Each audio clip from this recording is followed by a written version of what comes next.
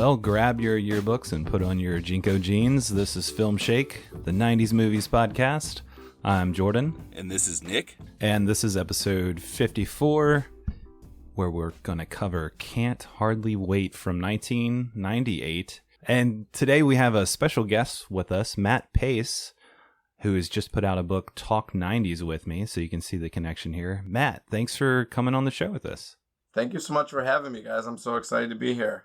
Yeah, dude, and you sent us a pre-copy of Talk 90s with me, where you have a lot of fun interviews with some of the actors from the 90s. So tell us about that experience putting this book together, and obviously some covering some ground here where, you know, we're going to get into two movies that are mentioned throughout your book. Yeah, I appreciate that. So a year or two ago, I thought it would be, I just wanted to see pretty much, hey, if I reach out to a bunch of people from the 90s and say my new book is a collection of interviews with them, let's see who will be up for that. I had previously written a book called Zach Morris Lied 329 Times, where I did a statistical analysis of Saved by the Bell, and interviewed a bunch of people from that show too. And this was following 11 years as a full-time movie critic for the Chicago Tribune's Red Eye. So just really having fun with some unique, goofy concepts for books, and what this project really wound up turning into was these fantastic and surprisingly intimate, long phone calls with a really great variety of people from the 90s, where I think a lot of these people are underrated. I think some of the movies and shows are really big, and some of them are kind of off the beaten path. A few that I know you guys have covered. But as I was reaching out to people and it was all coming together, it was very much wanting to highlight movies and shows that were still worth talking about, performances that I thought were worth celebrating, and people who legitimately interested me, and most importantly, being able to present topics that they hadn't discussed before, really trying to take the conversations to new places and provide something new with the nostalgia too. So the average length of the call was about 60 to 75 minutes. And it just, I couldn't be more excited and proud of what came out of that experience. Man, that's awesome. Like that, just having the opportunity to talk to some of these, you know, to us, a 90s movie show, like legends. First question that pops up in my head is like, how many of those people were also featured in Can't Hardly Wait? Because it seems like everybody in the 90s is in this movie. Yeah, no kidding. So for the book, I interviewed Charlie Korsmo, who was definitely someone, as I was reaching out to people, I was definitely wrong so many times. If I were to have made a prediction about who I thought would say yes and who I thought would say no, I don't know what the batting average would have been, but it would have been so low. And he was definitely not someone that I necessarily would have assumed would say yes, because he's been very far removed from the entertainment industry for a long time. You know, he's a professor at a university. He has experience in corporate law and as an educator, but he was really awesome on the phone. I don't know if anyone laughed more that I talked to, and not even saying like necessarily because I was saying anything so funny. He was just sort of like joyful. Yeah. And really had a great time looking back on, and he, you know, some of the people I talked to had maybe one or two properties that I really wanted to focus on. But he's someone, of course, more of what he did, whether it's Hook or What About Bob or Dick Tracy, you know, that of course was when he was much earlier. It was Can't Hardly Wait is kind of the only major thing he did when he was older than a child. Right. Yeah, we've recently went back and covered Hook and seeing his performance there. Just, yeah, a really great child actor. And I can't say growing up I knew like his name or watching Can't Hardly Wait in the late 90s. You know, I always loved his character, but it wasn't until later I put the two together. We're like, oh, that's the kid from Hook, you know? But just rewatching it, just really enamored with his performance, and he's always been one of my favorite characters in the movie. So that's, yeah, it's just so cool you got to chat with him and all these other actors. It just, like you said, reading it feels like you just had this kind of catching up with an old friend, like intimate conversation. So I really dig that. That means a lot. Yeah, Matt, I'm really enjoying the book. I read the Corsmo interview. I read the Tom Everett Scott interview, which is also going to apply to this episode today. But I tell you what, the interview I'm looking forward to the most in this entire book is Charlie Talbert from Angus, which is a really underrated 90s movie, probably my favorite 90s teen comedy. It's such a wide-ranging spectrum. I feel like there's got to be somebody as a reader who is interested in anything about 90s cinema. There's got to be somebody here that you interviewed that someone's going to be interested in. Thank you so much. Yeah, I would certainly think so. It would be hard to imagine someone saying, oh, I love the pop culture of the 90s, but you missed everything that I care about. But you know what? If that were the case, that's okay. The book was very much filtered through my own experience, certainly. I did a absolute ton of research for every interview and rewatch things and listen / watch / read as many other interviews as possible. But certainly everyone has their blind spots from any period. And I'm sure there are some people or some movies or shows that mean so much to certain people that are not even close to covered in this book. And maybe that's because I tried and the people said no. And maybe it's just because that was something that didn't come my way when I was growing up too. So it was very much an effort to, I think, re-examine my own relationship with the things that I loved as a kid, and then consider sort of, what I want my kids to get into when they're old enough to get into seeing things now and thinking about the different stuff that gets made for them at that point. There's certainly no shortage of PG-rated material in the book because the early to mid 90s was kind of the heyday of that. And we're lucky to grow up at that time, and now that's not happening. So it's hard not to focus on that when thinking about what your kids will consume too. Yeah, I'm curious, you talked about some people that had said no and, surprised by some that said yes. What was like your favorite interview that you did, and who was like the big one that got away that you wish you could have interviewed? Sure. Yeah, it's a good question. I mean, I certainly reached out to a lot of people, so I don't know if I would say there was like a big one that got away. And it was also because I should mention that, the goal wasn't to try to, it's not like I didn't send 10 emails to Tom Hanks right at first. Like the point wasn't to shoot, aim as high as possible and then just kind of climb down the theoretical ladder of stardom or whatever, because there's no, number one, I didn't think that would work anyways, but number two, it's also like I know I don't need to tell you guys this as such awesome supporters of the era, but to celebrate the 90s doesn't automatically mean think of the 20 most famous actors that you can think of who are also still in the business, and then expect that they would want to turn back the clock and have the time to get on the phone with you and do that. So some people I talk to are still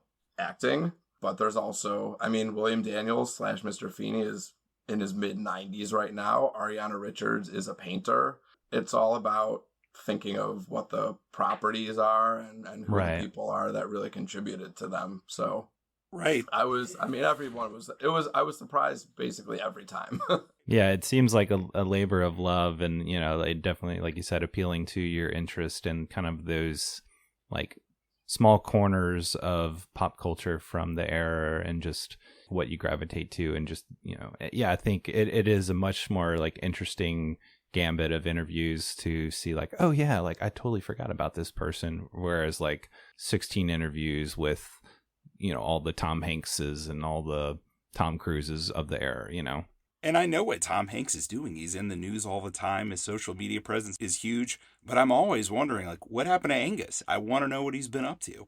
Right. Yeah, it's also an opportunity that there are some of these people because as you guys saw in the book, the point wasn't just to like try to pressure someone to unearth some kind of untold story that somehow no one had gotten before. I wanted to go that route if it was there, but it was also just engaging with the material in a new way. And because these are not necessarily people who have been interviewed as frequently or maybe as recently, it's a chance to appreciate Dougie Doug's work in a new way and talk about elements of Cool Runnings or Operation Dumbo Drop that go down a much different route than any conversation before. Or, you know, Megan Cavanaugh has talked a lot about A League of Their Own, but I don't think that any of the discussion that she and I had about Robin Hood Men in Tights has been had before at all. So just because so much of nostalgia is, I think there's a lot of value in the comforting aspect, but I didn't only want the book to feel like comfort food. I wanted it to be like a warm celebration that also was thought-provoking and not just fun. Right. Well, it sounds like you did a great job achieving that goal, man. So yeah, I'm really excited to dive into more of the book and read, especially that William Daniels, Mr. Feeney interview, because he's an icon. He's a legend. Definitely a show I grew up with. So yeah, that's Talk 90s with me. Where can people find the book? So it's out in hardcover, paperback, ebook. So Amazon, of course, or Barnes & Noble, Walmart. It's out there. Awesome. Yeah, thanks, man. So, Nick, last time on the show, of course, you beat me at trivia. Big surprise, right? I was shocked. So, you told me, I think you're going to win this one. I think anytime you say that, that's just like a nail in the coffin. Jordan, I swear when I'm writing my questions, I'm like, this is too easy. Like, he's definitely going to win this time. And then somehow you don't. I never fail to surprise you in that regard. So, what did you punish me with last time? Well, I think it's really apt, Jordan, because, you know, you're a very smart guy. You're really well-versed in the 90s. You should be a high achiever in 90s trivia, but yet somehow you're flunking out. It makes no sense. So it makes perfect sense for you to tell me all about 1998's Dead Man on Campus. Get up, baby. There's my baby lost and soul. Once I'm begging you, save her. Little soul. Yes. Yo. Wop, wop, wop. Come get up, my baby. Last night they loved you. Opening doors and pulling the strings. That's right. Am I going to need to get my co-host off himself so that I'll get like a good grade at trivia? At this point, I think it's the only way you can win is if I'm dead. Right. Yeah. I'll just have to kill you. Yeah. So Dead Man on Campus from 98, starring Tom Everett Scott, who we mentioned. He was also in American Werewolf in Paris, That Thing You Do with the aforementioned Mr. Hanks. And I should also mention Mark Paul Gosselaar, who, you know, was Zach in Saved by the Bell. Yeah, so this is a movie I grew up with. I remember seeing in the theater, actually, and then having on VHS and watching multiple times. And looking at the 15% Rotten Tomatoes and then rewatching this, you know, is quite a revisit. So obviously the plot by today's standards, not going to be made anytime soon in our current climate. So that this covers where Tom Everett Scott and Mark Paul Gosselaar are in college. They're both flunking out, and they discover a rule in the college rule book that if their roommate commits suicide, then they would get straight A's and basically just be able to pass the semester. So they go about seeking a roommate who is suicidal, having mental health issues, and encouraging them in nefarious ways to kill themselves so they could get good grades. So yeah, terribly insensitive topic for sure. But I will have to say, rewatching this, I still, you know, despite the subject matter, despite kind of the off-color humor there, I feel like there is enough left in this movie that still kind of warms my heart, or still, you know, makes me laugh or amuses me in certain ways. There are lines in this movie that have just lived rent-free in my head since I saw it. and remember quoting it with friends back in the day, like the random bar scene where one of the drunks turns to the boys and says, "Some people eat bugs." And just the way some of the lines are delivered here just make me laugh and just stick in my head. And I'm pretty sure there's probably like at least 2 days out of a month that I'll just randomly think or say out loud, "Some people eat bugs," or, oh, especially the clicking noise that the character Cliff makes. So Lachlan Monroe, I think, is definitely the standout who steals the show of this movie. He plays Cliff. My name is Cliff, brother of Joe. I got me some crack. I want me some hoes. Let me hear you say yeah. Yeah. Let me hear you say yeah. Yeah. Let me hear you say yeah. He's this frat guy that they try and initiate as their roommate, who's just insane. He's over the top. He's, just erratic and kind of psychopathic. He sets a girl's hair on fire, who's that Allison Hannigan from later on would be in How I Met Your Mother. And you also have Jason Willow Segel from Buffy, damn it. Yeah. We're in the 90s, Jordan. In 1998, it's Willow from Buffy. Come on. Whatever. I was never a Buffy fan. But you've got Jason Segel and you've got Allison Hannigan. So how can I not bring up How I Met Your Mother? You also have got Linda Cardellini, who was in Freaks and Geeks with Jason Segel. So you've got a ton of different like teen stars here who are going to break out soon, but that were just kind of unknowns at the time. But yeah, going back to Lachlan Monroe, he sets her hair on fire. He tries to put it out by urinating on her hair. He's got the little like clicking noise as he wiggles his fingers. And I don't know if I got it from this movie, but I definitely still do that, much to my wife's chagrin. She's just like, stop making those noises. I'm like, it's Dead Man on Campus, man. I'm sorry. It's just implanted in my brain from this media.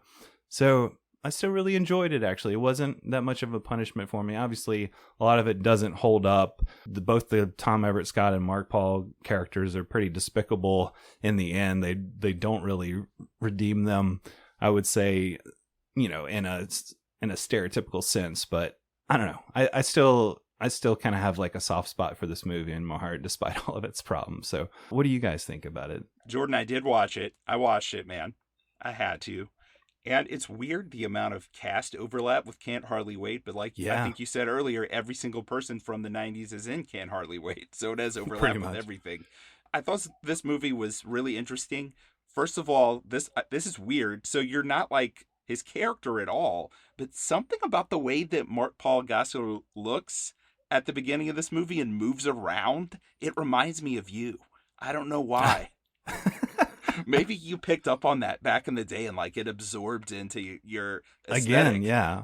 Like maybe that's just to my detriment, but yeah, I feel like so much of this movie is just implanted in my brain, and yeah, that's probably definitely not a good thing, but still. Yeah, that was weird. That was one of the first things I picked up on here. Yeah, he looks so weird with the dark hair, right? Yeah, it's nuts. It's nuts. And, when in Saved by the Bell, I just hated his character, right? Preppy, right? Like, I like Slater, and Slater always called Zach Preppy, and he had that blonde hair all slicked up, that hair that you and I are always hating on, really, right? That we're jealous of. We're so jealous of, yeah. And then in this, I was like, man, this is not the Mark Paul Gosselaar that I'm used to. And, I looked it up. I never knew this about him. His mother is from Indonesia. He's half Indonesian. I didn't know that either. That's crazy. A fact I learned because I watched this movie. Thanks to you. See, you learned something. Thanks to you losing a trivia for like the 1,000th time and me just watching the movie out of sympathy. I learned a fact there. But man, this movie, I don't have the nostalgia for it that you do. I do have nostalgia for the 90s. This feels like only the late 90s could produce this movie. Yes. Right? And the tone of it is so weird. Like, I love the 90s vibe and aura that's around it, but there's an ickiness. It reminds me of Very Bad Things. Yeah. Remember that movie? That's a good analogy. Mm-hmm. It's almost like the that even though they are teenagers, even though they're college students, they're freshman year students. So it kind of reminds me like the teenage version of Very Bad Things in a way, except, a stripper doesn't get murdered exactly, but it's got that vibe where, like, I'm going to call Mark Paul Gosselaar Zach. Zach is a sociopath in this, man. Like, Yeah. he just knows how to charm people. He just seems so nice, and he just like wraps Tom Everett Scott around his finger so quickly. But the guy's a sociopath, and poor Tom Everett Scott, he's such a likable guy and everything. And I really kind of admire what he did in this, because Yeah. he is really despicable by the end of the movie, but he still has that likable energy that keeps you in the movie to where you don't just want to turn off like, God, these guys are terrible, I don't want to watch this anymore. And I had fun watching it, but it's like a 5 out of 10 for me. Like, there are a lot of things I like. There are some things I don't like. I don't know, man. I had fun watching it. I'm glad I watched it. I'm not sure if I'll watch it again. I can see why young Jordan liked it, for sure. For sure. What about you, Matt? Yeah, I think both of you hit on some really important aspects of Dead Man on Campus. Jordan, I think this movie is a great example of the way that a movie that you see at a particular time in your life can endear itself to you. And that doesn't mean that when you see it years later, there are some things that all of us have returned to and it hasn't held up for us, but the ridiculousness of some of the lines, or just the way that I think it seems to have still amused you, or kind of flip that switch on of the memory of your enjoyment of it before, I think is part of what I think made the 90s cool, because it's not that there isn't a crazy amount of material being made now, but these like medium to sub-medium budget movies, the things that were just sort of wind up being on the shelf at Blockbuster, or that someone watches at 2 a.m. in their dorm or something, the things that just weren't trying to do a lot and might not have done that many things well, but worked for some people for whatever reason. You are right that this is a movie that I've never really been able to get through. And I think Lachlan Monroe and the Cliff character are partially to blame for that. Oh, no. It's just so over the top. Yeah. But Nick's point about the tone is also relevant, and I think part of what was difficult for me all along, and even in going back and watching some clips to refresh my memory, even in 1998, the seediness of the premise, but also the inability of the movie to sort of figure out like the right black comic approach. I mean, Very Bad Things was 1998 also. There was something really weird in the water this year. And Right. it just in both of those movies were very unpleasant and unenjoyable for me. Yeah, I was not a big fan of Very Bad Things. Correct me if I'm wrong, but that has our boy Christian Slater in it, right? It does have Christian Slater. Yeah. It has the Slatester. Yeah, I remember being bummed out. Like, I really want to watch this and enjoy this because of Slater and because of some of the other actors in there. But yeah, it had that ickiness to it that just kind of left you needing to take a shower. And, there's parts of this that, for Dead Man on Campus, that kind of bring you to that same place. And I feel like it has trouble kind of getting started too, and then figuring out where to go with the premise. But yeah, there's enough of like little details and like little lines that still amuse me and that I still find funny that kind of carry me through, and it kind of spark that sense of nostalgia. So I can totally understand how like most people either actively don't like this or just like don't care and are indifferent. I think we should note too, this being an MTV production, how that was a thing, and then the soundtrack being so packed with so many songs, like from scene to scene to scene, just like Can't Hardly Wait, and we'll get into the soundtrack there. But yeah, it's definitely nostalgic for that type of MTV movie that, half of it exists just to put out a soundtrack with just killer song after killer song, despite the movie just not being that great. Right. But I love like the kind of skeeziness of the movie like permeates into that, to where it's like kind of cool. Like if you're just looking at your subtitles for your TV when the movie starts, it says David Bowie's Golden Years playing, but it's not David Bowie. It's the Marilyn Manson version. Right. Yeah. See, even the Manson there, yeah, brings like a little kind of skeeziness to it. Right. But Jordan, I will go to bat for you talking about little touches in this movie, because there are a lot of really clever little touches. Like, both of the movies we're going to talk about today really made me miss the skill of early 90s opening credits, because all the test score pages with the names of the crew for the movie at the beginning, I thought that was brilliant. I mean, that a lot of work obviously went into that, but just a lot of like physical comedy touches in this movie. Like, there's a moment where Mark Paul Gosselaar hits Tom Everett Scott in the face, I believe with a chalkboard, and busts his nose open. And I don't remember what Tom Everett Scott says. He says something kind of whiny while he's holding his nose. Gosselaar answers him, and just to like show his sociopathy, like he mimics back to him the same voice, holding his nose. And it's such like a stupid little evil touch there. But there's a lot of stuff like that that's kind of brilliant too, sprinkled in. Yeah. You can't say that it doesn't try. You know, like there's no lack of effort here where you would almost assume a movie like this, like, oh yeah, like teen movie, late 90s, just throw on, you know, some like alt rock stuff on the soundtrack and just get these kids through this plot. But there's so much attention to detail watching it now, where I'm really kind of shocked at all the little gags and like payoffs that it does have, despite it lacking in some areas too. So I don't know. Yeah, it's just like a weird mix of things that it still amuses. I do think the movie is a little bit of a shame, at least just in the sense that the Tom Everett Scott, as was mentioned, is just so effortlessly likable. I mean, breaking out very justifiably in That Thing You Do, and then taking the role in this and An American Werewolf in Paris, and that just did not do good things for his career. But no matter the quality of the movies,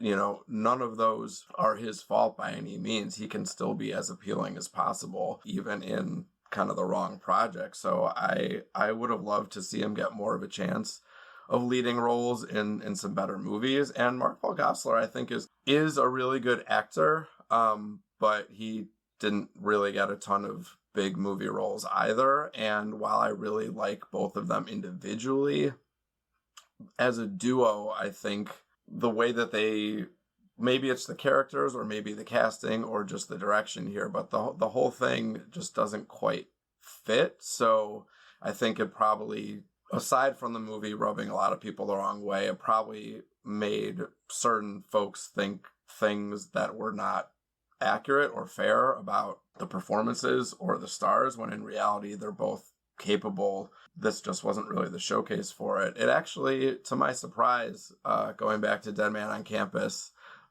reminded me a little bit of, did you guys see the movie 10 years ago, Damsels in Distress?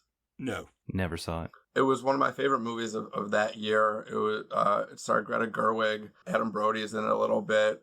Billy Magnuson, before anyone really knew who he was. It's my favorite Whit Stillman movie by far. Okay. And it deals with college students who, at least partially, are working with depressed students or at a suicide prevention center. And that's only a portion of the movie, but if you catch up with it, it's streaming on Tubi now, actually, for the first time streaming anywhere, as far as I know, in the last decade. I think you'll see the connection of how it feels like turning some very dark elements into knowing where the joke is, knowing where the sadness is, finding the right tone, and being sort of insightful about some of the absurdities about human behavior, about society, in a way that Dead Man on Campus just really struggles with. So it's like the A+ version of Dead Man on Campus. That's what I'm hearing. Strange the studio didn't want to use that quote on the poster. I don't know why. It's like a new and improved Dead Man on Campus. And it sounds like we could maybe argue that Dead Man on Campus is responsible for Tom Everett Scott's career not taking off like it should have. So that's another nail in the coffin, if you will, for this movie. So sorry, I brought it here to everybody's disappointment. Sorry that I am still a 12-year-old and enjoy this movie, and it's just seeped into my personality, apparently. So put it to bed, then. No one wants to talk about that movie anymore. Let's move on to 1998's Can't Hardly Wait.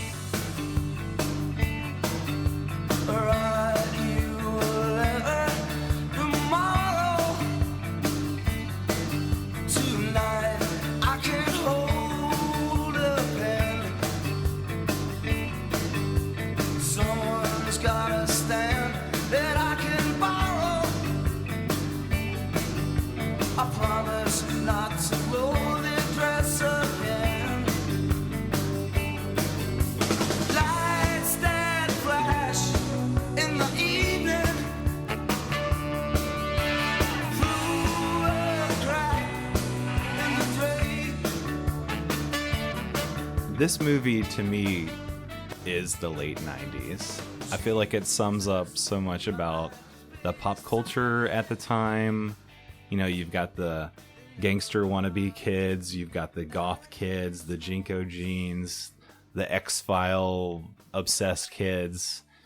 You've got your certain brand of late 90s jocks and nerds and band kids and everything.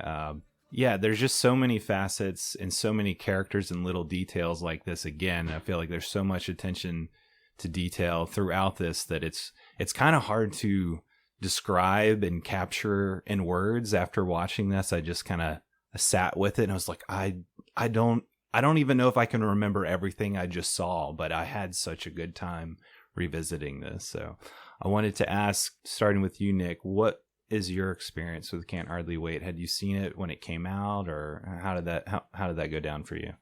And I've got to kind of echo what Matt said before the interview in his book. I was just too cool for school back then, Jordan. You know me. I can't like anything that's current, right? Or whatever the kids are into these days, even when I was that kid, Jordan. So back in 1998 when this came out, I was like, yeah, it's not as good as American Graffiti. That's way better than this. This movie's stupid. That was basically my entire stance, right? Like, and then everyone got the soundtrack, and I liked it, right? Like, I love the soundtrack to it. But I'm like, oh, I mean, it's not really that good. It's just like derivative of previous forms of music. Like, I was really just a huge douche about this movie when it came out. And then I watched it, I don't know, 4 or 5 years ago. And there's some space between me and the movie at that point. And I just thought, man, I was being really stupid. This is such an enjoyable movie. And I mean, you know, I graduated right after these kids did. I mean, this is my time and my era of late high school. I should have been getting into it instead of being too cool for school, because watching it now, it makes me nostalgic for so many things. There's just so much fun stuff in this movie. When I watched it this time, I was basically just crying the whole time. I wish it was 1998 again. Oh. I didn't know it would never get better than that. And I don't mean my life. I mean, my life is great. But I just mean culturally, I really miss that time now. And this movie just encapsulates it, I feel like. Yeah, so it's funny to think about sort of like the life cycle of what your experience with the movie, you know. I very vividly remember hating this when it came out. Not because I thought I was too cool for it by any means. In my teenage sort of angsty mentality, I resented the wish fulfillment aspect of it, the movie, and even rewatching it now, I definitely don't hate it now. There are things I very much don't go for. There are a bunch of things I do appreciate now, but even now, the movie sort of feels like it's written by Preston, in a way, and that aspect of it, I think, at the time, for the idea that maybe if this movie was trying to be made for sort of teenage guys who are trying to figure it out or something, which is, I don't know if that's the right demographic to even try to make a movie for, and if so, this is probably not the way to do it. But I just watched this, and after it was over, I was like, yeah, right. Oh, okay. I just don't buy this. This seems stereotypical and far-fetched, and it was too broad to make me believe any of the turns, I guess. Although I will say Charlie Korsmo does a great job of selling kind of the reversal of where William is so intent on revenge, and then, at least for a little while, doesn't even, Mike apologizes and William feels better, and he kind of doesn't want to get back at him anymore, which that moment I think really works. Yeah. But I just remember really resenting it, so I probably didn't see it for a really long time, and then I rewatched it, not for the second time, but maybe just the third or fourth before I interviewed Charlie Korsmo, and then caught up with it again in the last week before this conversation. And it's probably more memorable because of who's in it and because of individual moments than anything it does as a whole. That would hardly be the only example of a movie that is remembered for that. So that's okay too. Matt, you said something there that resonated with me, where also when I was watching this movie, it felt like wish fulfillment with Ethan Embry's character, because it's like he's rewarded for his passivity. Like, he does nothing. He's totally passive, which in real life you're not rewarded for, right? That's not how it works. And everything works out for him in the end. And there's a scene where he's told off by Jennifer Love Hewitt, and she doesn't even know who he is. She doesn't realize who he is, that he's the person who's written her this letter. But watching it now, when she tells him off, everything that she says to him is actually very apt and deserved. Right. But at the same time, being in my 40s and I guess a lot more sentimental now, if the ending hadn't been happy, I would have been pissed. Right, right. No, I was totally going to ask you guys what you thought of the Preston and Amanda relationship. You know, I figured we'd get to this later, but we can jump on it now. Or, you know, and I say relationship in quotes because, yeah, he's pining for this girl, and the whole setup is basically, okay, it's a big party at the end of the year. You've got Ethan Embry's character, Preston, who's been quote unquote in love with Amanda Beckett, played by Jennifer Love Hewitt, and she's finally broken up with her boyfriend, Mike Dexter, who's just head of the football team, you know, just all around jock and doofus and idiot character. But they've finally broken up, so it's like his last chance before they go off to college and everything to align the fates, if you will, and have his chance to get with Amanda girl. He's been pining for this girl he doesn't even know. It sounds like they maybe haven't even had a whole conversation, and he steps up to the plate after all these dudes have just ogled her and like are trying to have sex with her and stuff at the end of the party. And she tells him the truth, like, you've just had some fantasy of me in your head for 4 years and you don't even know me. But then, like you said, Nick, she's got to read the letter, you know, and that just basically affirms to her everything that she wants to hear about herself and that what she's searching for. And she's not just Mike's girlfriend and everything. So I thought that was funny. And then, like, I started to think about it, like, you know, she even says the line, I don't know, maybe I should just be single, like, as they're parting ways at the end. But then, you know, like, he comes back and they get together, and then, you know, you've got the subtitles at the end of the movie, like, they hung out for 7 hours and then they, you know, they're still together now and everything. But it started to make me think about this movie, like, overall as a whole is, and, you know, I've seen some people complain about some of the cliche moments where it's just like every other teenage movie. But I feel like there's some slyness here too, and it works in those little details that we talked about with Dead Man on Campus as well, where I feel like the writers here are very aware that this is stupid and that there are stupid choices, and that, you know, obviously a healthy person who just got out of a 4-year relationship would just remain single, and then, like, the movie is not like preaching that that's a great idea or anything, but I feel like there's like a tongue-in-cheekness throughout all this that it's aware of, and it's like, okay, we'll give you your happy ending, you know, and we'll kind of like make it all right by saying they stayed together, like this ultimately was a good choice. So I don't know, it just made me kind of rethink the quality of the writing here too, and like some of the self-awareness. Like, even if you could point at some moments and say this is all kind of cliche teenage movie stuff, that it feels very, very purposely done. And I think there are aspects of it that we can still celebrate or look at as being successful rather than painful. You know, the notion of Preston being really intellectually sound. He's going to Dartmouth. He obviously has some things together, but he's so emotionally ridiculous. Right.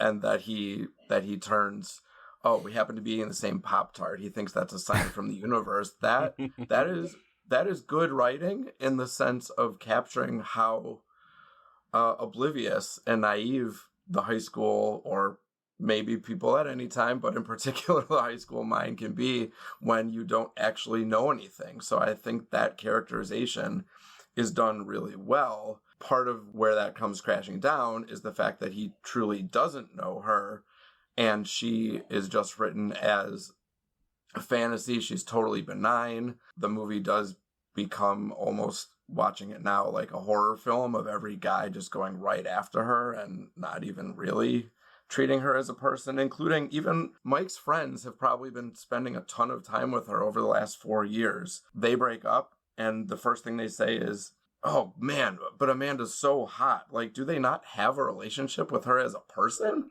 Yeah, and it feels like the movie doesn't really have overall a relationship with her as a person because No. yeah, I think you're right in saying that ultimately we don't get to really know her or know much about her character other than yeah, she's this hot girl and this fantasy girl that Preston has dreamed of, and now he has his moment. You know, there's not much other than like a few moments where she's like, oh, I don't really know like who I am or, you know, what I am outside of just being Mike's girlfriend. So like, okay, you know, she has some reflection here and she's kind of distinguished from the other kind of vapid girls who are just like, oh my God, you're prettier than Gwyneth and everything. But beyond just some of those small moments overall, I don't feel like she's given much of a character to work with. Yeah, just beyond like Dream Girl. She's like the movie's MacGuffin. Like, she's just a projection of what everyone kind of wants her to be. Like, I feel like the codex for the movie is the scene that ends very grossly where her second cousin is like, hey, you talk to me. I lay your burdens down at my feet. Let's have a talk. And then what does he try to do at the end of that? He tries to make out with her. It's so gross. She's like, you're disgusting. You're my second cousin. What are you doing? I feel like that movie is like kind of tipping its hand there a little bit. Maybe it's saying there that everyone's behavior toward her is wrong, including itself. Nick, did this remind you of a movie that you've been punished with before, also starring Jennifer Love Hewitt? Oh, dear God. But I don't want to like cast too much shade. I will just say that there is a lot more charisma in the performances in this movie than there are in Trojan War. I was wondering if you were leading to Trojan War, a movie that I don't know if the three of us have seen it, that might represent 50% of the viewership of Trojan War. I saw that movie on TV a lot growing up. Yeah, that was one I also, like Dead Man on Campus, grew up with and kind of had this fondness for that I felt like nobody else had. And then I showed it to Nick or punished him with it, and he's like, oh, dude, I hate this movie. I'm like, I still like it. It still amuses me in a lot of ways. But it's basically the same thing from that movie, too, where Jennifer Love Hewitt is just this dream girl, just this kind of pie in the sky idealized version of, high school fantasy. But yeah, I will agree, Nick, that I feel like there is a lot more working here in Can't Hardly Wait. There's a lot more characters and just attention to detail and a lot more just hilarious moments that, yeah, it's like the sum of its parts really make it work in the end. You almost have to wonder what it would have been like if it wasn't such a large ensemble. I'm not going to miss a chance to bring up a absolutely absurd movie that I've always loved for some reason, which is Whatever It Takes, which came out a couple of years after Can't Hardly Wait and is no one's idea of a brilliant film, but it is like such an example of what I was saying before of like, I laughed so hard when I saw it in the theater in the year 2000, I think it was, and mostly for things that are not successful as comedy by any means, but it's just so absurd. I seem to remember that there's a director's commentary on that DVD where the director is just apologizing the whole time. But the reason I mention it is because for all of that movie's silliness or failures, that's also a film in which a sheepish guy played by Shane West is fantasizing about a girl he doesn't even really know, who's played by Jodie Lynn O'Keefe, and he eventually discovers in some big comic moments that he thinks that she's gross or that she does things that are just not appealing to him, which that's not the best way to show that people are multifaceted. But at the very least, that movie peels back the layer from just saying that the main character thinks she's hot, therefore not only is she the best looking girl in school, but they lived happily ever after because his interest in her automatically means she is great. She likes him. They're still together, as the line says on the screen, which that moment, I think I would have felt differently about the entire movie of Can't Hardly Wait if that line hadn't been on screen and it said they had a great weekend,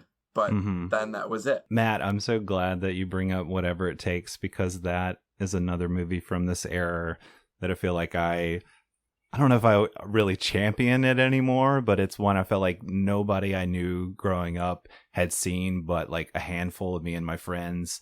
And it's a movie that also has lines in it that live just rent free in my head, like 11-7 as an absurd number that one of the characters throws out after he gets hit by a baseball. And he's like, how many fingers am I holding up? 11-7. So much.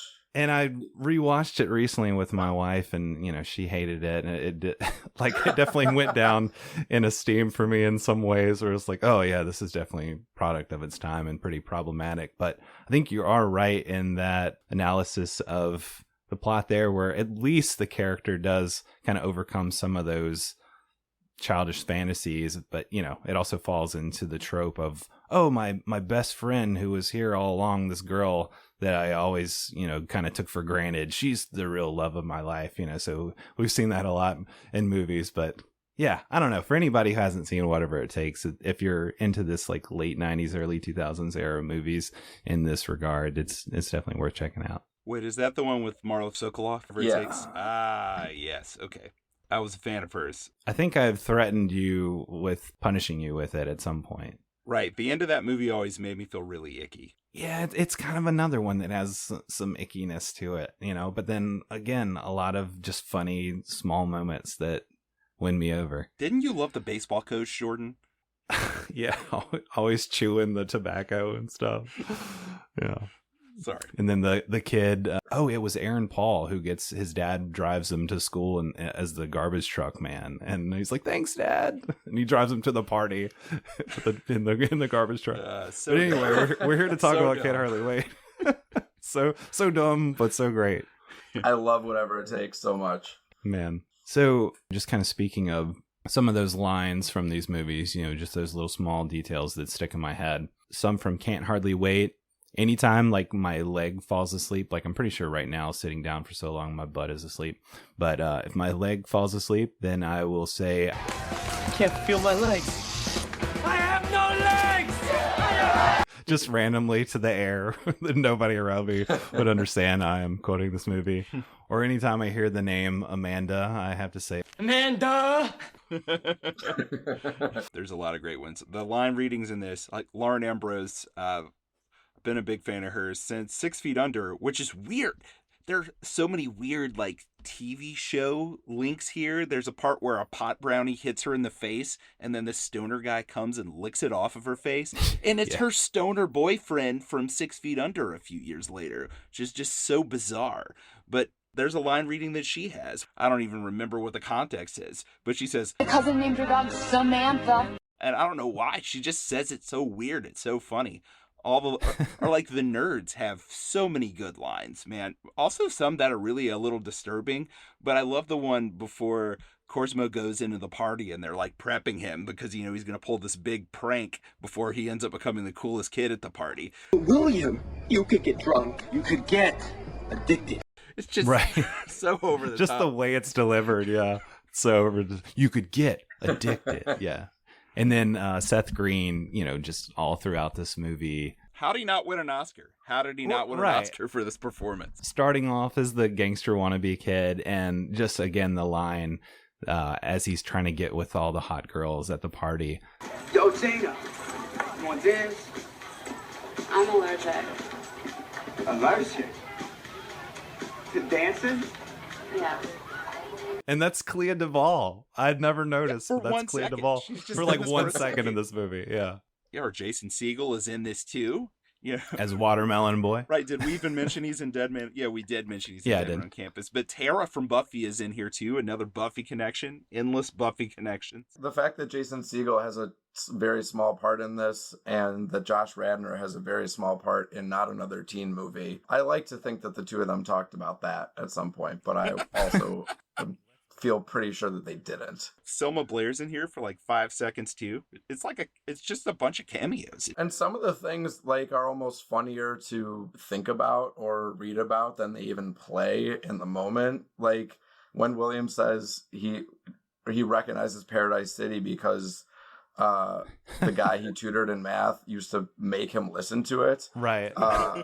Like that doesn't, I don't think I laugh at that when he says that, but then imagining how difficult, I almost wish for a cutaway of him trying to tutor him while the guy's blasting the song. That would have been funnier than just like talking about that happening.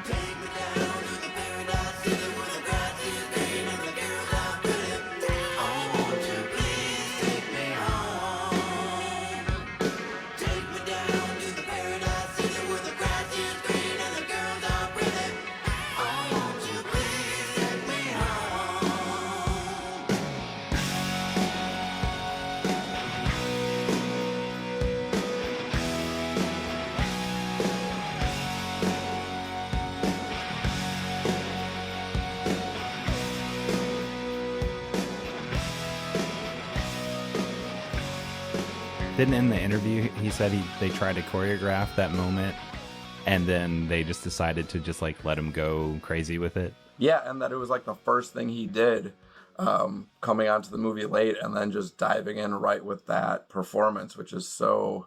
Or was it doing the vocal part? Yeah, they just had him record the vocal part, which sounds really off-key and terrible, but it's so fun, like mixed in there with actual song audio. What's great about that is that the movie is such an uneven mishmash, but I think part of why a lot of the Williams stuff works so well is because we see his trajectory is sort of what the movie thinks it's doing with Preston, but it isn't. Whereas William is actually becoming uninhibited and sort of getting the things that he could have had if he just would have loosened up a little bit or not taken himself so seriously. That theme works.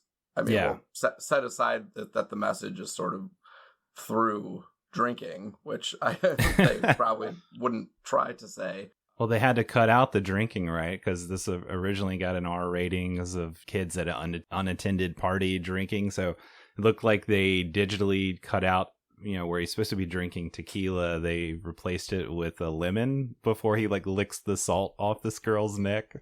I don't know, just like all these weird choices. And thinking back to the late 90s where it's like, oh no, we're going to have to make this movie in R because there's kids drinking at a party and smoking or whatever. It's like, I don't know. Things have changed a lot, right? Yeah. I agree, though, with the William character. I do feel like that's like a more relatable, realistic trajectory because it also kind of reminds me of like a kid maybe who grew up in a small town. I'm not projecting myself here at all, but you grow up somewhere where you don't really fit in, where people don't really get you. And really, like, he's like the nerd, right? Just because that's the only box that he can kind of be put in, at least as far as this movie is like pushing clicks is a thing. But he's also really cool and personable, which no one has really seen. So whenever they do the Animal House style, where are they now? Subtitles on the screen at the end, it kind of makes sense that he would go somewhere bigger, like a much bigger pond, where in this smaller pond, he's kind of getting herded by these other fish. And when he has room to breathe, he's actually like the coolest, best fish. Yeah, I really like how they flip the trope here, too, of the nerd kid, because a lot of movies, you would just see that play out, right? Like nerd kid gets revenge against jock kid, like gets his comeuppance. But it's different here where, he's seeking revenge. And then for a long time, it's just basically the best night of his life where, he's getting drunk. He's singing the Guns N' Roses song. I can't feel my legs. All these girls just all of a sudden want to make out with him. It goes over the top and it's ridiculous for sure. But then, he has kind of this tender moment, if you will, with Mike, where after Mike gets humiliated in front of everybody, then he connects with William and he's like, yeah, sorry about, knocking you down. Oh, when was that? Oh yeah, that was this morning at graduation. But they form this like weird bond for a moment and you kind of believe that. And then at the end where they get released from jail and he sees them in the diner and he's like, hey Mike, yeah, thanks for telling the cops all that stuff. And then, Mike is still the same guy. Oh, what do you get out of here, Urkel? And he, does the whole like hands flipped on his face, makes the Urkel sign, which is another telltale late 90s thing that I picked up from this, I think. That moment contains worlds for me right there. Yes. Because it makes me feel two things. The first is I like that, like, the growth there is just that he did, like, privately tell the police, like, hey, it was my fault this guy got drunk, like, let him out of here. Like, he does that one, like, mercy for William, like, that one good guy thing to show just the tiniest bit of growth. But then, like, he's still a huge, stupid douchebag. He still Right. sucks, right? And he's got to be a douche in front of his friends, right? And he can't, like, let his guard down in front of these guys. Exactly. But, like, on more of a minutia level, that part really made me miss when, like, nerd things were niche, right? Like, you like Star Trek, nerd, right? Like, I kind of miss whenever things like that were, like, nerd properties because I feel like they were better. Now that's just, like, mainstream stuff, right? Like, J.J. Abrams directed 3 Star Trek movies, right? Like, Disney owned Star Wars. You know, I'm going to go on one of my rants. I'm not going to do that. But I do miss whenever, like, nerdy stuff was for nerds, and this movie reminded me of that. I love all the X-Files and Star Wars references the nerds make here. Yeah, because it's like, you know, if you count yourself as a nerd and not just like somebody who enjoys those things, a part of the mainstream, then you feel like watching this like, oh, that was when those things were ours, not everybody's, you know? Exactly. Yeah. And I think part of what we're touching on too is that this movie is strange in that the 2 characters that I guess we're supposed to think are the most main characters, at least in the sense that it's like the last storyline to be shown and resolved. Preston and Amanda are by far the least interesting people on the screen. So that's why we're because even Mike, as you guys were just saying, we see that he's someone who is insecure and really terrible when his friends are around, and, you know, with peer pressure and just being a pretty bad person in public. But for whatever reason, he has that nice moment with William and seems sincere in that apology. We at least get more than one shade of almost everybody except for, I mean, there's a line here and there. Maybe it's not like we don't get any other details about Preston and Amanda. I did find myself wondering why she arrived to school a month after it started. Little things that are not important, but ultimately it made me think about the degree to which, like, the puppy dog character, speaking of Josh Radnor, I was thinking of, like, the first season or 2 of How I Met Your Mother, a show that I love, but that started so painfully earnest, much like the Preston character. Like, that just doesn't play. That's an interesting comparison between Preston and Radnor's character in How I Met Your Mother. I hadn't thought about that. Yeah, he's very much like late 90s everyman, bright-eyed and hopelessly romantic. He seems like super nice, like everybody probably likes him, but he's not really, you know, he's kind of one of those guys that, like, is a floater between crowds, but, like, he only really is close to maybe Denise or, like, a few other people. He reminded me a lot of me in 98. like you were talking about Mark Paul Gosselaar reminding you, Nick, of me in that time. But yeah, at the same time, you're right. Like, you don't really get to know him that well, and he's kind of one-dimensional in a lot of ways. It was funny reading about how Ethan Embry barely remembered making this movie because he was so stoned often. And it just seemed like from all the stuff reading about this, like, he's so disinterested in the making of this movie. But then you have him portraying this, like, very earnest character who's just hopelessly romantic. Ethan will always remind me of Mark from Empire Records, and I grew up loving that movie. On a rewatch recently, it fell pretty hard. It did not hold up, but I still really love him in that role, and I'll always think of him in the scene where he talks to Guar, the band, through the TV, and they pull him in and they eat him in this big, like, rubber monster. But yeah, I still thought he was, like, I really loved him as the lead here, but yeah, I see what you're saying as far as, like, there is something left wanting as far as showing different sides of his character growth. Yeah. But he's just got such, like, an innocent stoner vibe going for him. You know, he's kind of got that likability like Tom Everett Scott, which is, like, hard not to root for him in his earnestness, but kind of feel like I wish we would have seen a little bit more character development. Yeah, like, he is very likable to me, I think. And again, that's probably, like, a lot of Ethan Embry's energy. The guy is just naturally likable. And Jennifer Love Hewitt like has that natural magnetism, but I do think they're the weakest part of the movie. I think it's pretty telling that, you know, the party ends and there's still like 20 minutes of movie left. And in those last 20 minutes, the rest of the characters in the movie are kind of recontextualized a bit, because little twists happen that kind of shed new light in their character or kind of force those characters to grow, really. Everyone kind of grows a little bit.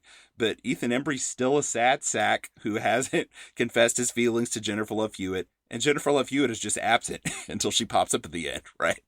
Like she's just not there. So I do think that says a lot.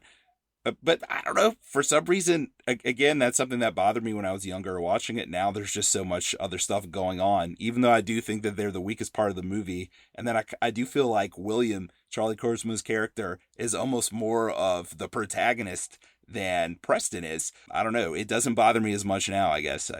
Probably because of old man sentimentalism. I forgot how much William is kind of centered in this movie as like a secondary protagonist.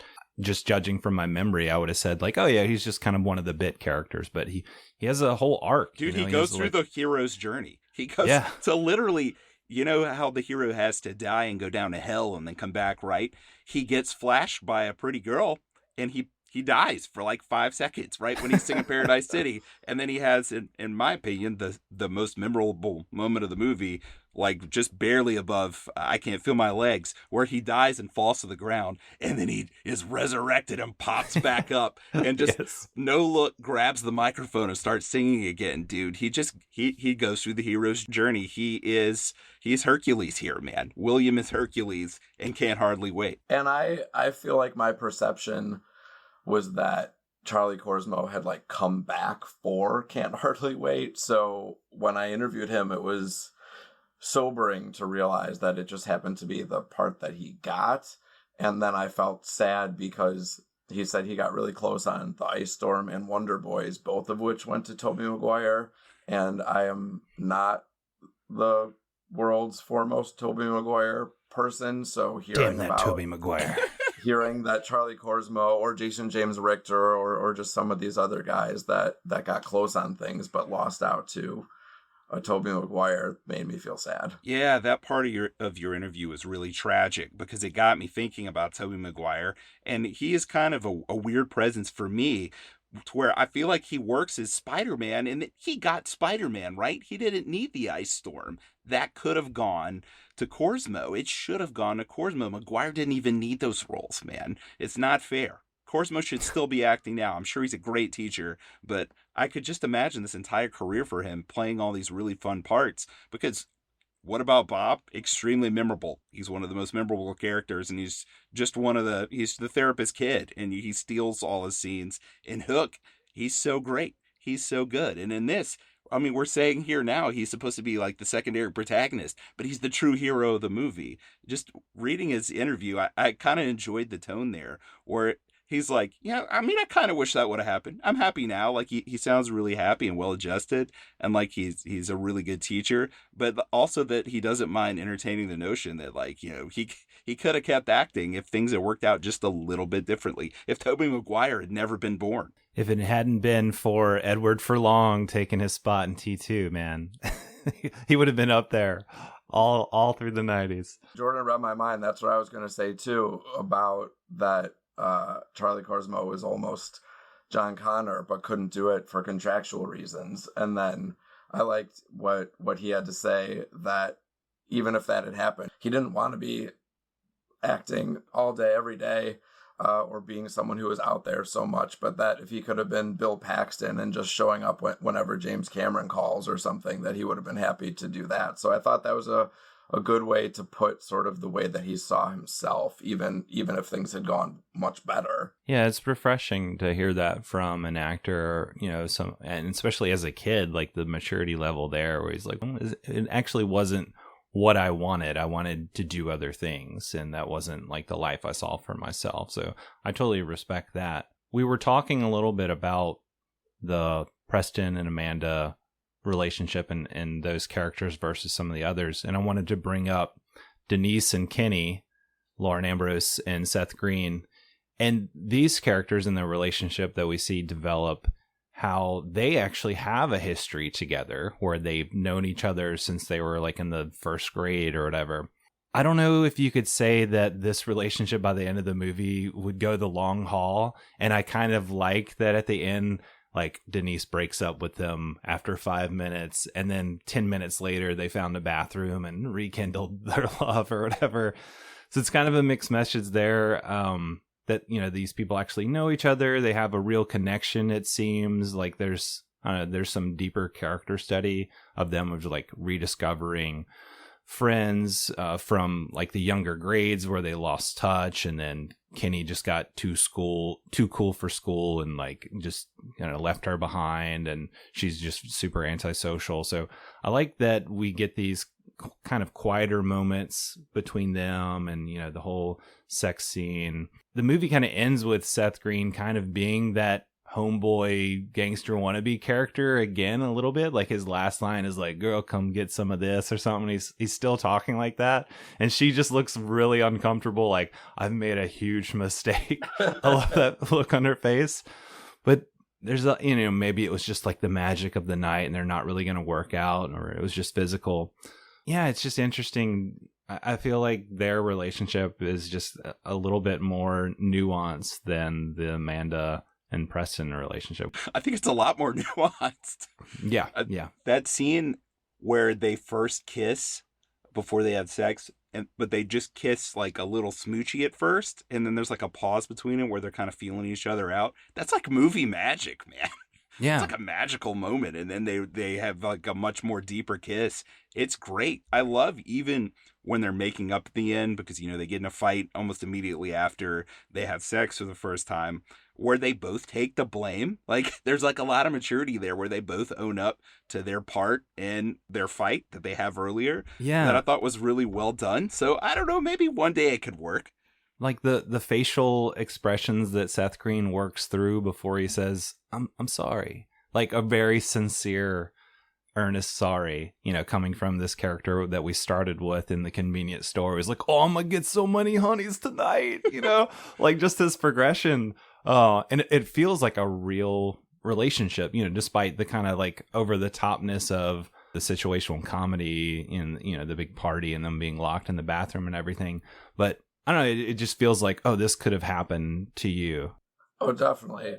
It's also a movie that it tries to give all the characters a sense of awkwardness and flailing and defense mechanism, but it's possibly, and I'm saying this as I think it, so please correct me if you disagree, but it's possibly the only case in which the movie finds two people where their defense mechanisms can sort of work off of each other in a way that works well, because it's farther along than like the stuff with William and Mike or Preston and Amanda. I feel like between Kenny and Denise, they sort of have a chip on their shoulder, but they're also, they reflect on moments that happened to them 10 years ago as if they happened 10 minutes ago. You really feel that sense of like remembering how something made you feel, but also the way that it bonds them too. I think that we believe it when they like each other, and we believe it when they hate each other, and that's impressive. Yeah, I agree. They complement each other perfectly. Like I love in those opening credits of the movie when they're showing like the yearbook entries for some of the characters, they're showing like their portraits, but all the shots of the graduation, which opens the movie, is just from the neck down, which I thought was cool. But for Denise Fleming, for Lauren Ambrose's character, her bio is activities, none. And I just love that she doesn't put herself out there at all, right? Like there's two girls make a bet in the middle of the movie and one of them asks, "Were you in this class?" And she says yes. And then she's like, "You owe me $10. She did go to our school." Like she has not put herself out there at all. Whereas Seth Green is putting himself out there way too much, way too far. He has so many amazing lines that are so over the top. Like I don't think that this line of dialogue, "Yo, why you gotta waste my flavor? Damn." I don't think that's in, that can't be in any other movie. So it is unique for that. Right. They fit together really well. I agree. Yeah, I think he's just such a fun character, and to see him let down his guard and put down those defense mechanisms, and then his whole voice changing at one point was like, I don't always talk like this. I don't know. Yeah, it's just so believable and relatable, and he's such a doofus at the beginning, but kind of grows on you, especially in those bathroom moments, and then at the the apology or the fight in the apology scene in the parking lot later. So yeah, I just feel like it has a lot going for it in those scenes with Denise and Kenny. Definitely. The only thing I don't like about it is that it has to involve the mandatory 90s sitcom setup of a locked door, which was everywhere for a while.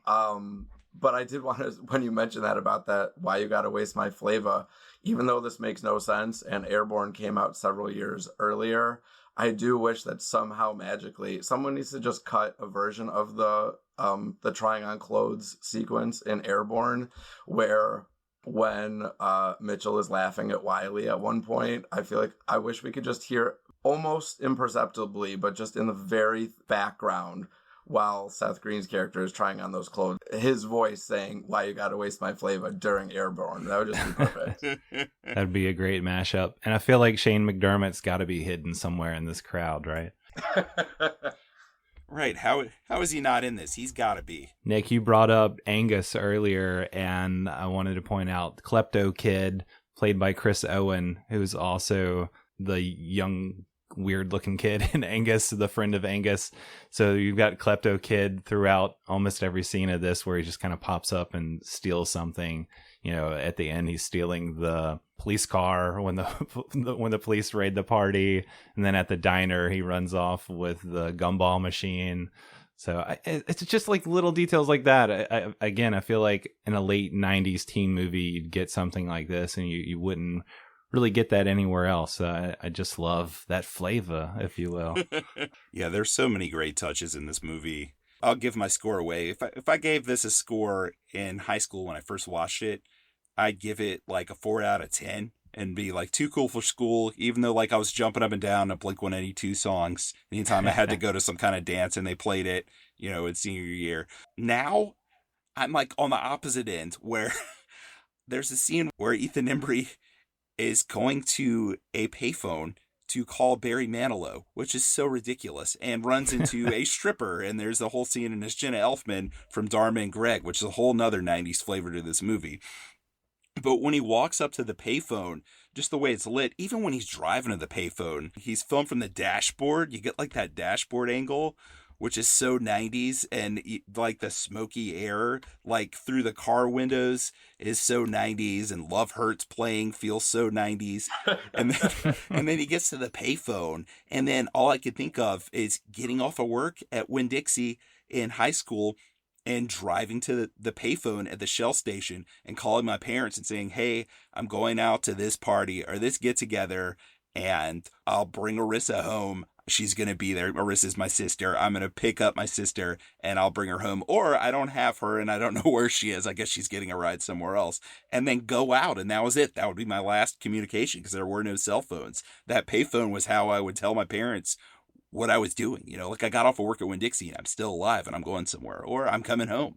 So just that payphone and him making that call, and the aesthetics of how that scene is lit and looks, even that was making me tear up. Like I miss the 90s.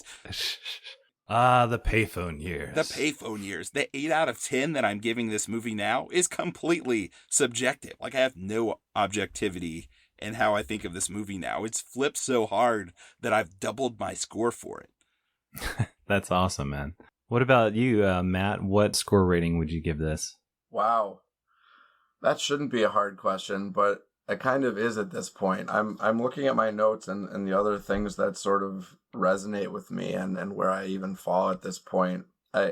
When it comes to memorable lines, no matter how I ever felt about this movie, I would often think about if someone like talks about what someone's going to wear or describing something with t-shirts, I just am always thinking about kind of tall, has hair, wears t-shirts sometimes.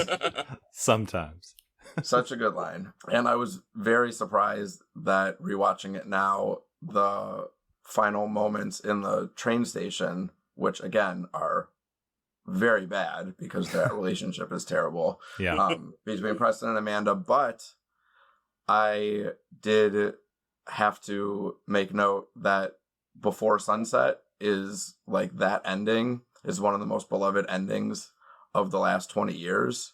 Yeah. Any list you read of like the best endings or the most romantic movies of this century, that will be on it. And that the ending of that movie where one of them says, "Baby, you're gonna miss that plane." Celine says it to Jesse, right? I shouldn't have brought this up if I couldn't remember for sure. The point is... You're just being like me. It's all good. I haven't done it yet this episode, so you're doing it. It's perfect. That's okay. It's been a while since I've watched Before Midnight much more recently, so I'm thinking about their later period in the relationship. But that feeling of "baby, you're going to miss that plane" is essentially what they say to each other in Can't Hardly Wait. You're going to have to take your later train. Yeah. Same moment. Yeah, you're right. I hadn't thought about that connection, but that is interesting. Jordan, before you give your opinion, I also want to say one quick thing. We didn't really talk about the soundtrack a lot. Yeah, I wanted to touch on that. It's like a main character in this movie. Like, the music's constant. Sometimes it's on the nose, sometimes it's not. I don't care if it's on the nose, though. I love it. When Blink hits, when the party gets broken up by the cops, it's so perfect. Again, like I was tearing up.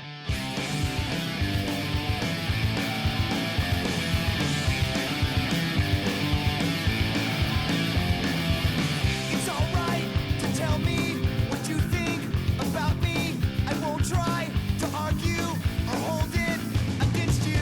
I know that you're leaving. You must have your reasons. The season is calling. Your pictures are falling down. It's perfect. It's so good. Dammit by Blink-182 is like one of the first songs I learned on guitar.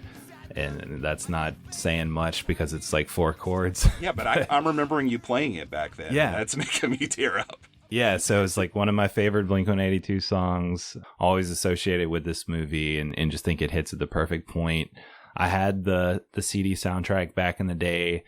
Most recently, I went through a cassette tape phase and got that also on cassette, just, so for nostalgia purposes. Nick knows I've been diving deep into the Replacements for a couple years now, just going back through all their discography. And we got to talk about the title of the movie coming from their song Can't Hardly Wait, which is a great song, plays in the end credits here.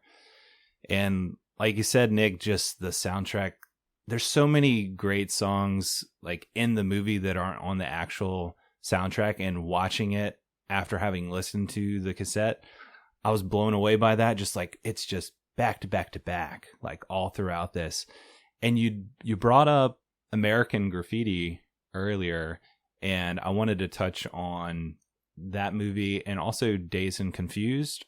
How I never really thought of this movie in that same vein before growing up with it. And I would definitely say like those movies are like of a different tier, right? Like they're probably objectively better movies. This movie is definitely a bit more like of the goofy energy type, the late 90s teen movie for sure. But there's a line where the stoner guy talks about Velma and says, she was a hip lady, which is what a character from Dazed and Confused says exactly about Martha Washington.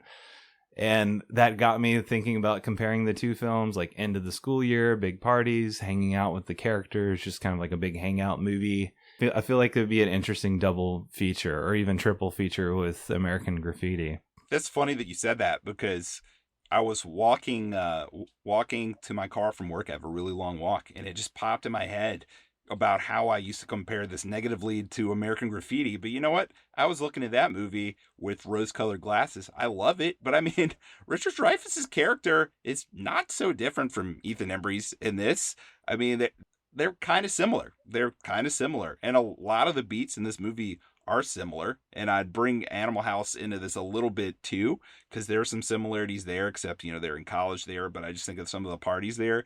I think this stands toe-to-toe with those. I think people will rose-colored glass coming-of-age movies all the time, and I'm doing it now with a movie I used to not like. So I think it stands right there. I think this is pretty representative of that late 90s high school aesthetic. I'm saying that because I lived it, so I think it stands there, Jordan. I think it works. Oh, and by the way, that Replacement song, there's a whole era of Filmshake of Jordan trying to make me like the Replacements and me telling him it's not going to happen. But you know what? That song worked at the end of this movie. That was great track placement there. Great song, Jordan. Thank you, Nick. Thank you. I feel vindicated. And I think those comparisons are good because part of why there have been so many coming of age movies and why they connect with people so much is because that period is obviously so transformative for people, but everyone is so on just a different track and different levels of comfort. Everyone's experiencing things, and the perception of what everyone else is feeling and thinking and doing is so varied.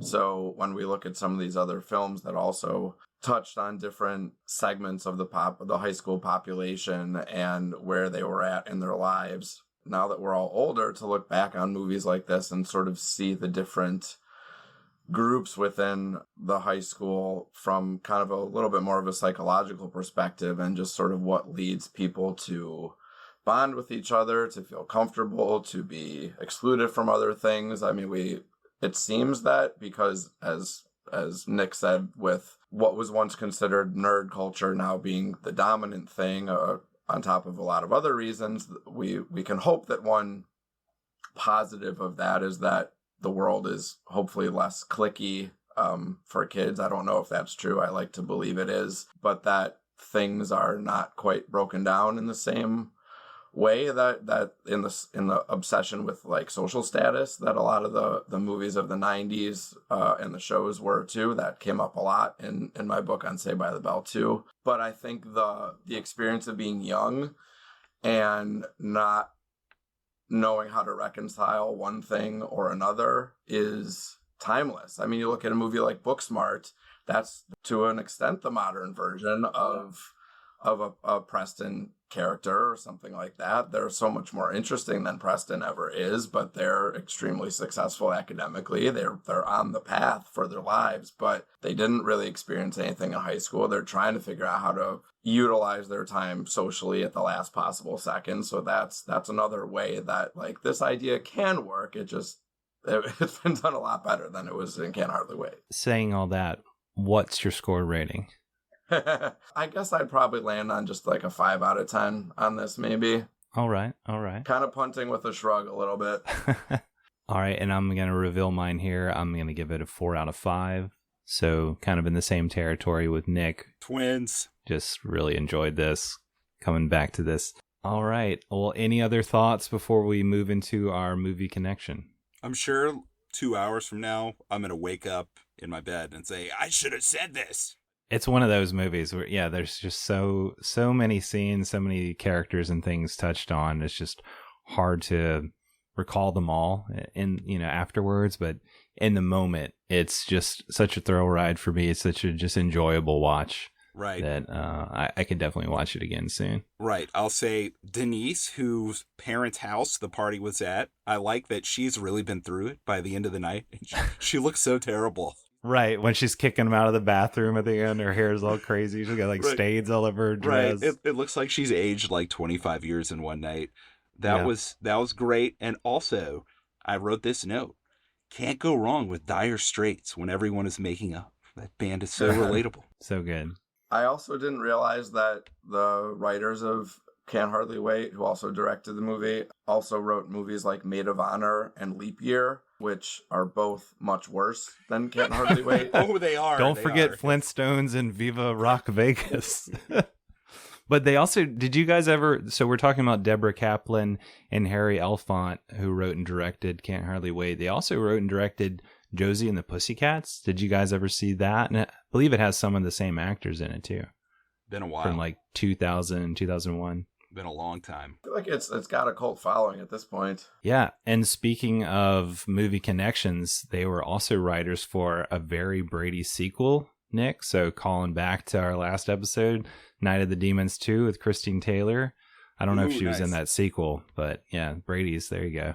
Right. And you know what? I'm sure at some point in the show Sliders, they accidentally slid into a demon dimension, like House of the Demons. And Jerry O'Connell from Sliders and a lot of other stuff shows up in this for just 1 minute. He's Trip McNeely. Trip McNeely. Who has graduated and comes back to this party and is really not having as good a time in college as he did in high school. Man, such a great cameo from him and just his burps and his drunk energy in that scene. So great. He's so beaten down in that moment. The scene is so creative. Mike has imagined what life is going to be like for him in just a couple weeks. I mean, the chronology of what's happening, that they even broke up on graduation day as opposed to like the end of the summer. I'm not sure that makes any sense. But in that moment, Mike is just like, oh, I can't wait for college. And Trips he's been there for such a short time and it has ruined him.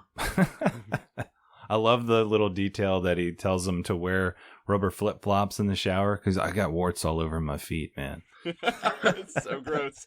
That's so gross. Oh, and I'd like to draw a connection between both the movies we covered today, Dammit on Campus and Can't Hardly Wait. Both feature a song by Creed. Creed's everywhere in 1998. They're also prominently featured in Halloween H2O, also from 1998. Nice. I'm probably the only person who rewatches this and is like, oh, wow, Dog's Eye View is a band that exists. Yeah, I did not remember them at all, but listening to the soundtrack, I was like, oh, yeah, there's the late 90s for you. Yeah, and how about when Ethan Embry jumps over the bench at the end to get to Jennifer Love Hewitt? He actually looked cool right there. Like, that was one part where he actually kind of looked badass. I was like, that is totally from his skateboarding skills that they don't feature in this movie, because I feel like he has like such a stoner skater vibe. Again, calling back to my 1998 self. Wasn't a stoner, but I did skateboard and wasn't great at it. But I don't know, he just has the clothes that he wears, the energy that he has. I'm like, and then he makes that jump over that bench. I'm like, oh yeah, that's totally like a skateboard jump right there.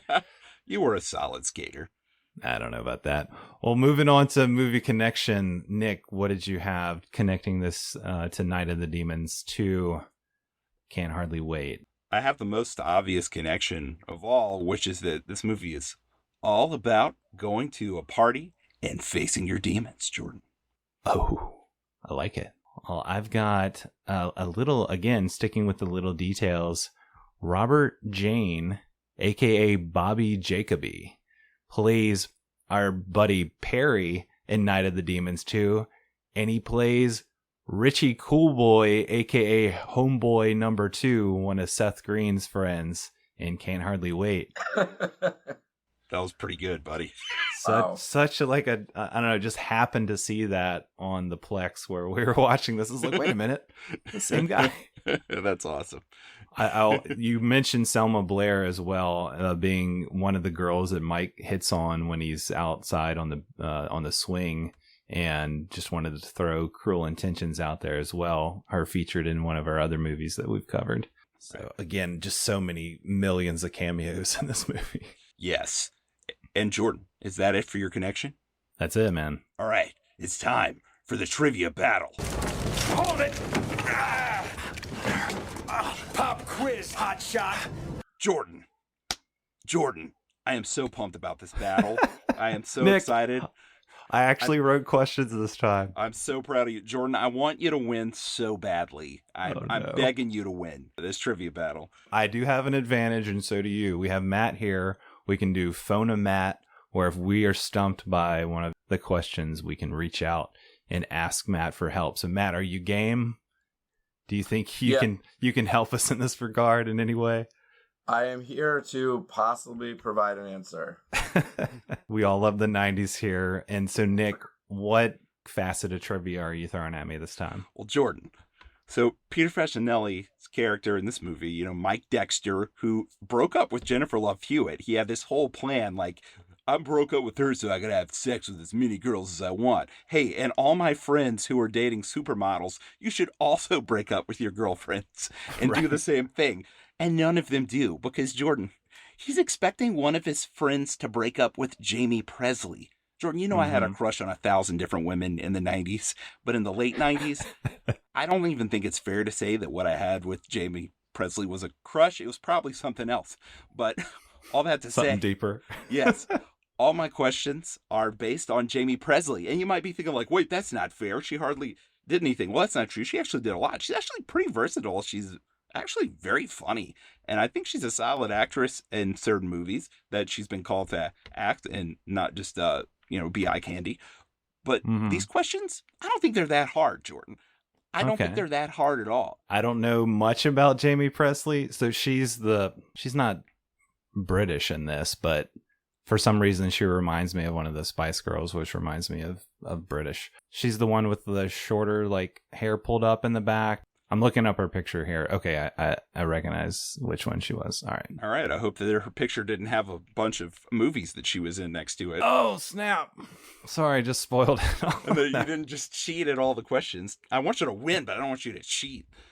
Okay, I won't cheat. So the questions I'm throwing at you here, we talked about the music. We talked about the soundtrack. So big part of this movie for me. And so all the questions here are going to revolve around that, the music and the soundtrack. For Can't Hardly Wait. All right. Question number 1.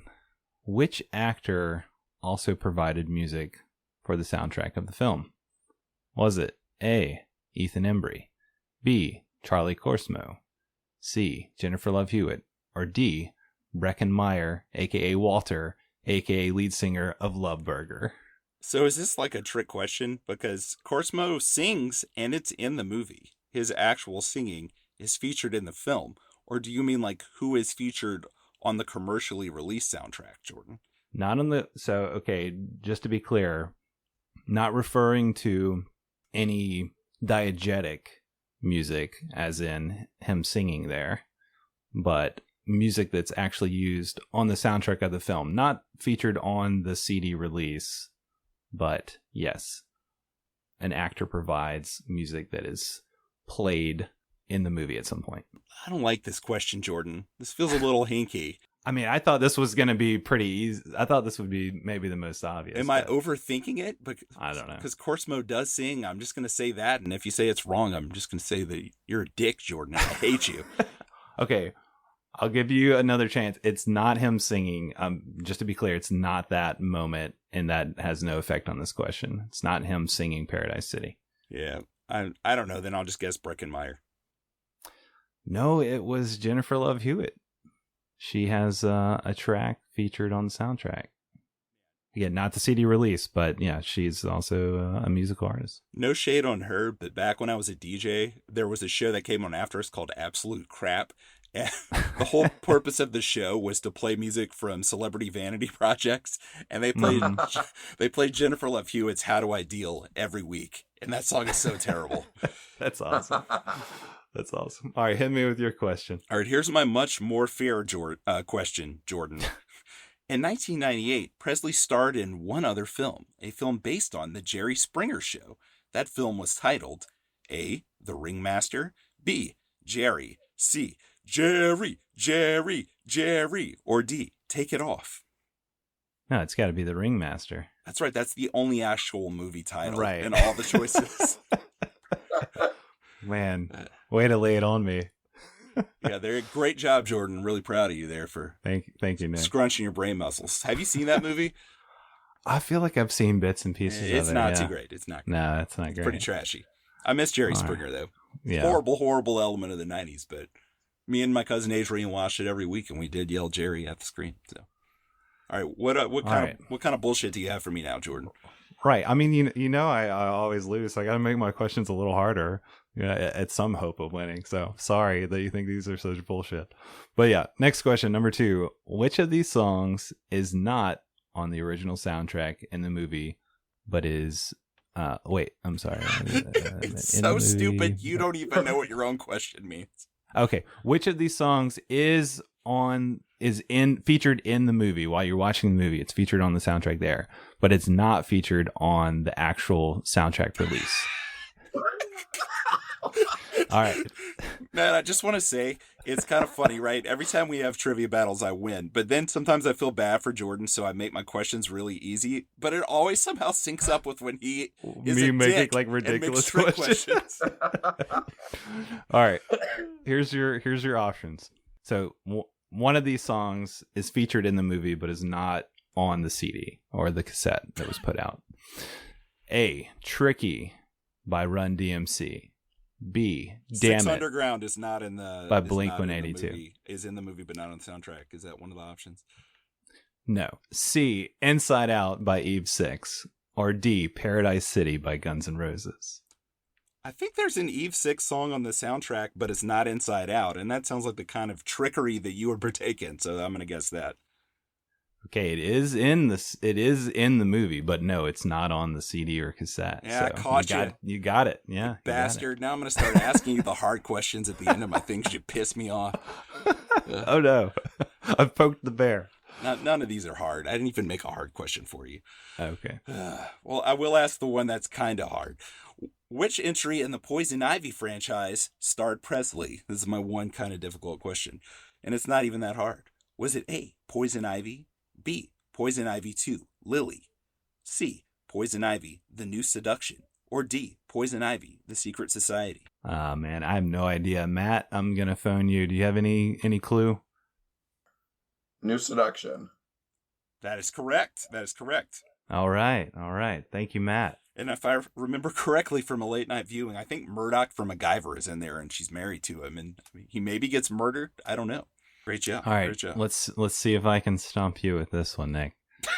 Question 3. I can't wait. What is the first song on the original soundtrack?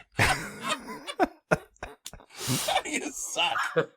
Was it A, Graduate by Third Eye Blind? B, Dammit by Blink-182? C, Can't Hardly Wait by The Replacements?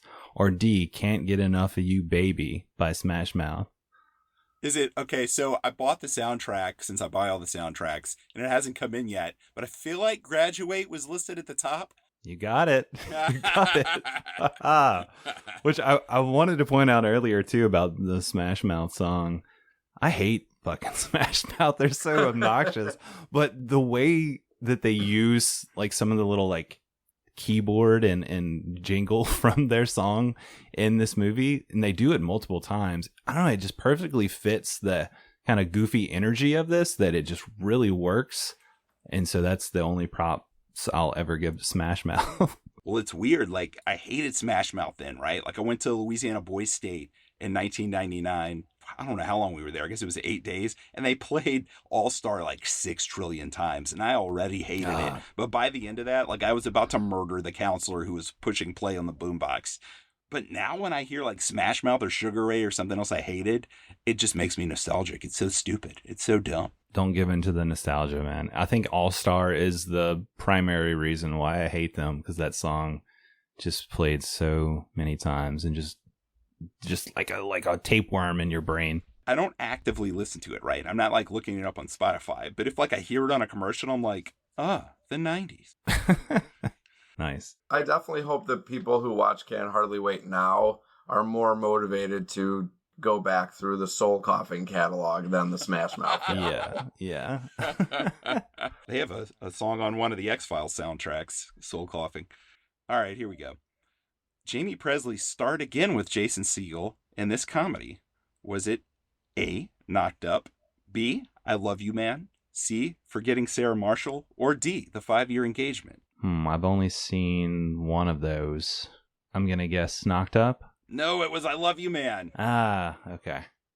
I saw all of these, most of them in the theater. Actually, Nice. My wife and I went to see 3 out of 4 of these in the theater. Just beat you. Of course. Oh Of my course. gosh. You don't even use your phone to Matt. What the hell? You say these are easy, but I mean, who the hell? Jamie Presley. I know nothing about this actress. Oh, that's your fault, man. That's your loss. Okay. She was in My Name is Earl. I think that was probably her longest, like most long-standing role. She was really funny in that. Yeah. All right, so what are you punishing me with this time? For our next episode, it's my pick, and I'm picking Home Alone 2, Lost in New York, because it's the 30th anniversary of that movie, and I kind of have this trilogy of films from the Christmas of 1992, where I had that really weird Christmas break I've talked about before, and I really wanted to cap it off by talking about this movie that I saw 3 times in theaters then, Jordan. And there's some really weird stuff in this movie. and I just really want to go back to it and talk about it. But you know what? Home Alone, I never saw, Jordan, because it looked like garbage. Oh, no. I never saw Home Alone 3, Jordan. So let's make that the punishment movie. I might even watch this with you. I might even watch that with you. Home Alone 3. I'm pretty sure like my kids have watched all of the Home Alone movies, and I just shake my head like, well, no, guys, like I should have taught you better. Like you're supposed to stop after 2. Whatever. But yeah. Written by John Hughes, apparently produced by John Hughes. So I don't know. Maybe there's something to it. But yeah, no Macaulay Culkin, no Joe Pesci, no what's his name? Daniel Stern, yeah. Hey, you know what though? It has Alex D. Linz and it has Haviland Morris. Does that get you excited? Yeah. Real burning up for those guys.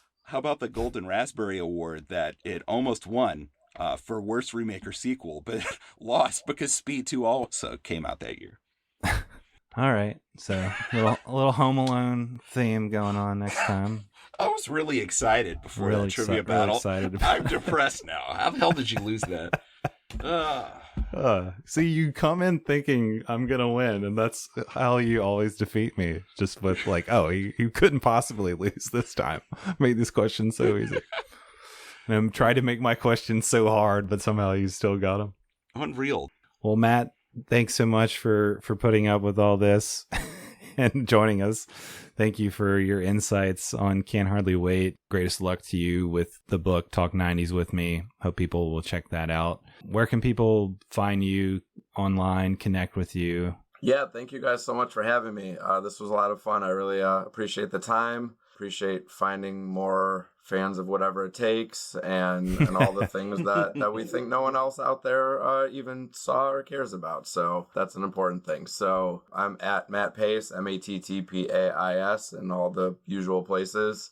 Or just my website is my name, mattpais.com. Yeah, all the books are on Amazon, and it's awesome to turn back the clock, but also not think that we can only have the perspective on things that we had at that time. It can be both. Right. Definitely. Well, thanks everybody for listening. Filmshake, 90s Movie Podcast. You can leave us a review and a rating on Spotify or Apple Podcasts, wherever you get your pods. We definitely appreciate that. If you are a fan of the show and you want to support us, you can check out our Patreon at patreon.com/filmshake and get bonus content and extra episodes there where we kind of break out of the 90s mode and talk about just stuff that we've been watching. So $3 a month, get bonus episodes. Definitely connect with us on Twitter or Facebook at 90s Movies Pod. You can come chat with us there or send us an email at filmshakepodcast@gmail.com. And we'll catch you next time for more Filmshake. Take it easy.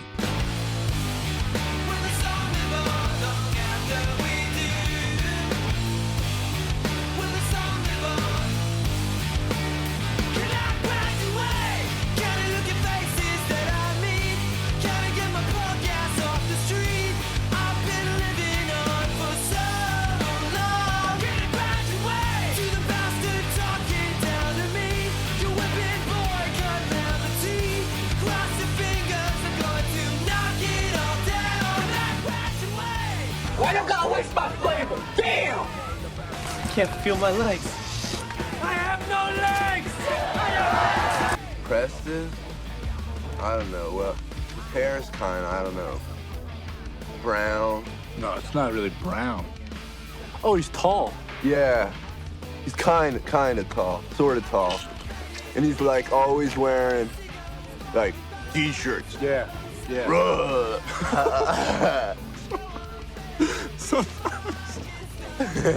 So he's sort of tall. Kind of. With hair. Yeah. And he wears t-shirts sometimes. Yeah. Yes. That's it? Yes. Well, I mean, he's Preston. Preston, you know? Preston? I like that guy. Preston! You know who else I like, who never got much play, is Velma from Scooby-Doo. She was also a cool, she was a hip lady. Barry Taylor kind of looks like a Klingon warship.